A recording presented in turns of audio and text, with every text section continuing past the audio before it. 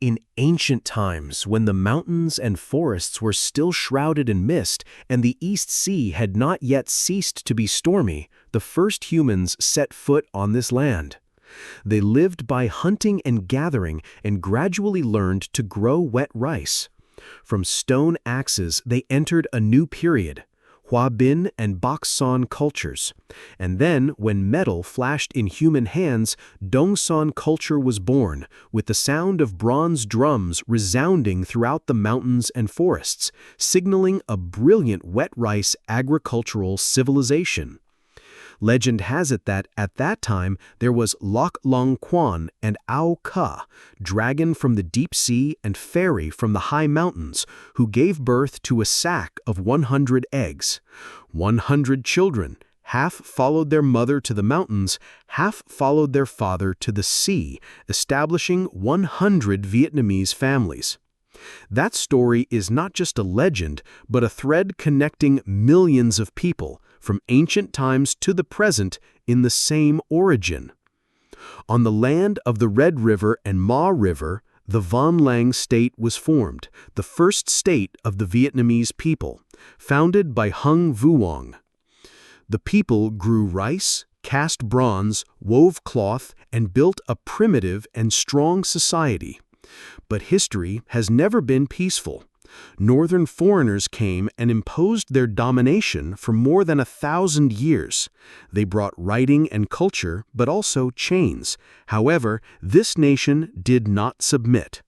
The Chung sisters rode elephants and raised the flag of uprising. Lady Trieu vowed to ride the strong wind, step on the fierce waves. Then Li Bi, Mai Tuk Luan, Phung Hung, all of them were the fire that burned forever in the hearts of the Vietnamese people.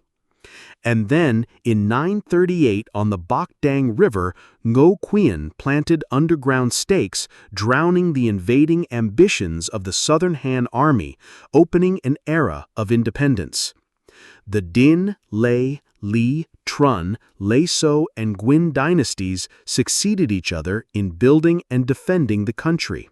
The country expanded to the south, built the one-pillar pagoda, the Temple of Literature, and had glorious victories, policed the Ongket, defeated the Song army, Tran Hung Dao, defeated the Mongol hand horsehooves 3 times on the Bac Dang River. That was the glorious period of a small but resilient nation. In the 19th century, the darkness of colonialism fell again. The Nguyen dynasty's cannons could not stop the French warships. The country was divided and became a colony. But the Vietnamese spirit still shone.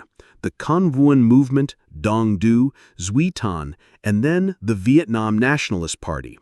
The peak of that fire was August 19, 1945, when the whole nation rose up to seize power, giving birth to the Democratic Republic of Vietnam. But before they could enjoy peace, the Vietnamese people had to take up arms again.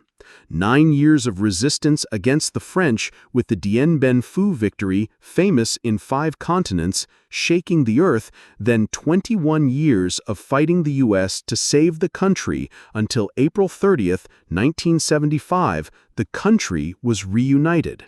The country turned a new page.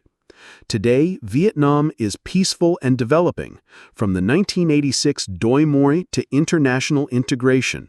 Cities are growing, highways are stretching, but somewhere, in the Hung King's Commemoration Festival, the sound of bronze drums still echoes, reminding everyone, we are descendants of the dragon and fairy, going through storms to write an epic of more than 4,000 years.